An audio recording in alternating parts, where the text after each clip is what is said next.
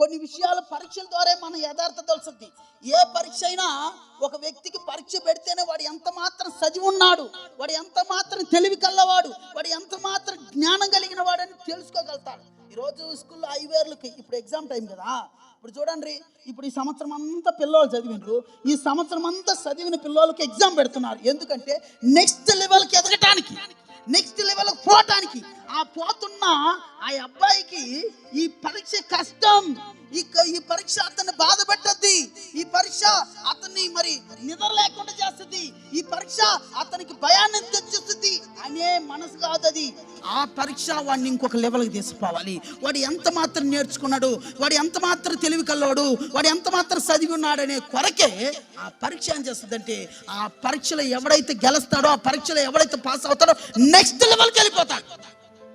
అదే దేవుడు కొన్ని పరీక్షలు మనకు పెడుతున్నాడంటే, కొన్ని పరీక్షలు మనకు కలుగుతున్నాయి, కొన్ని ఇబ్బందులు, కొన్ని కష్టాలు వస్తున్నాయంటే దాంట్లో మనం ఎట్ట ప్రవర్తించాలా, ఎట్ట నిలబడాలి, ఎలా ఆలోచించాలా. కొన్ని పరీక్షలు ఉంటేనే మన యథార్థత నిరూపించబడద్ది.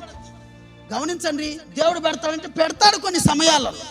దేవుడు మనకు అనుమతిస్తాడు కొన్ని సమయంలో. సైతానుకు కూడా యోబు విషయంలో దేవుడు సాతానుడికి దేవుడు అనుమతించాడు. ఏమని?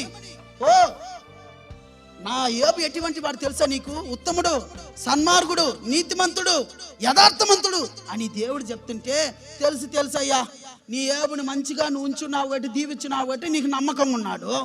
అతని కాడ ఉన్నవన్నీ పోని, అతని యథార్థత ఏందని బయటపడుద్ది అన్నాడు. అన్నప్పుడు సరే, నువ్వు అంటున్నావు కదా, అతని ప్రాణమ తప్ప అన్ని విషయంలో నువ్వు శోధించువాడిని అని నేను నీకు అనుమతిస్తున్నాను చెప్పి దేవుడు అనుమతిస్తే, అతన్ని శోధించటానికి దేవుడే అనుమతించాడు. యోబుకు కలిగిన పిల్లలందరూ చనిపోయారు. యోబుకు కలిగిన ఆస్తి అంతా పోయింది. యోబుకి ఉన్న బంధువుల దూరం అయిపోయారు, స్నేహితులు ఏలన చేస్తున్నారు. చివరికి తన భార్య కూడా తనను అర్థం చేసుకోలేక, ఇంకెందుకయ్యా ఈ బ్రతుకు దూషించి సావయ్యా అని చెప్పి యోబు భార్య కూడా ఓదార్చాల్సిన భార్య, ధైర్యం చెప్పాల్సిన భార్య కూడా యోబుని ఏం చేసిందంటే బాధ పెట్టిందండి. ఇది ఎవరు? సాతానే కొన్ని పరీక్షలు పెట్టాడు. సాతానే ఇక్కడ యోబుని బాధ పెడుతున్నాడు. దేవుడు అది అనుమతించాడు. ఎందుకు? రెండంతల దీవించబడటానికి. హల్లెలూయా! రెండంతల ఆశీర్వదించబడటానికి. యోబు ఆ ఒక పరీక్షలో జయించాడా? యోబు ఆ పరీక్షలో నిగ్గాడు. యోబు నిగ్గాడు.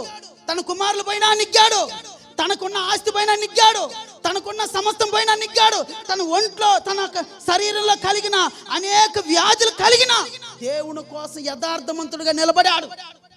దేవుడు రెండంతలు దీవించాడు. 42వ అధ్యాయం 10వ వచనం ప్రకారం.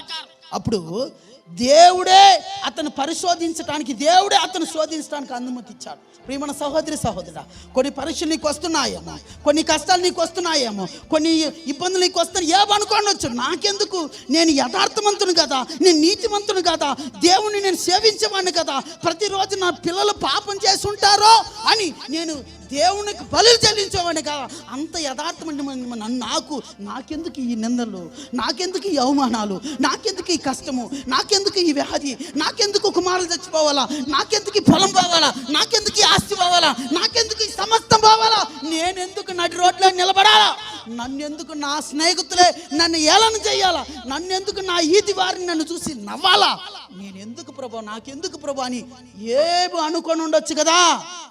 ఈరోజు మనం అనుకుంటాం, నాకెందుకయ్యా, నాకు వస్తుందయ్యా, నేను ఏం పాపం చేసినానయ్యా, నేను మాట్లాడకపోయినా మాట్లాడన్నారు అంటున్నారయ్యా, నేను చేయకపోయినా చేసినానని అంటున్నారయ్యా, అపాంతంగా నిందలేస్తున్నారయ్యా, నేను అసలు దేవుడికి నేను యథార్థంగా ఉన్నానయ్యా, దేవుడికి నేను నమ్మకంగా ఉన్నానయ్యా, కానీ నా నీతి దేవుడికి తెలుసయ్యా, కానీ నాకెందుకు, దేవుడు ఎందుకు నాకు ఇది అనుమతించాడు, నేను దేవుడికి నమ్మకంగా బతుకుతున్నాను కదా, దేవుడికి నమ్మకంగా నేను ఆరాధిస్తున్నాను కదా, నాకెందుకు ఈ శ్రమ, నాకెందుకు ఈ నింద, నాకెందుకు ఈ బాధ, నాకెందుకు ఈ కష్టం, నాకెందుకు ఈ అబద్ధ సాక్ష్యాలయ్యా నా మీద అని కొన్ని సమయాల్లో ఒకవేళ నీకు అనిపిస్తున్నాయేమో, ఒకవేళ ఆ పరిస్థితులు నువ్వు ఉన్నావేమో, ఒకవేళ ఆ పరిస్థితిలో నువ్వు నిలబడి ఉన్నావేమో, ఓ సహోదరి, ఓ సహోదరుడా, నువ్వు బాగా తెలుసుకో, నిన్ను దేవుడు రెండంతలు దీవించడానికి దేవుడు అనుమతించాడు. హల్లెలూయా!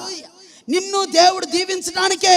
నువ్వు నిందలు బట్టి బాధపడొద్దు, అవమానాలు బట్టి బాధపడొద్దు, నీకు కలుగుతున్న శ్రమలు బట్టి బాధపడొద్దు, నీకు కలుగుతున్న అనేక ఇబ్బందులు బట్టి, అప్పుల బట్టి, కష్టాలు బట్టి బాధపడొద్దు.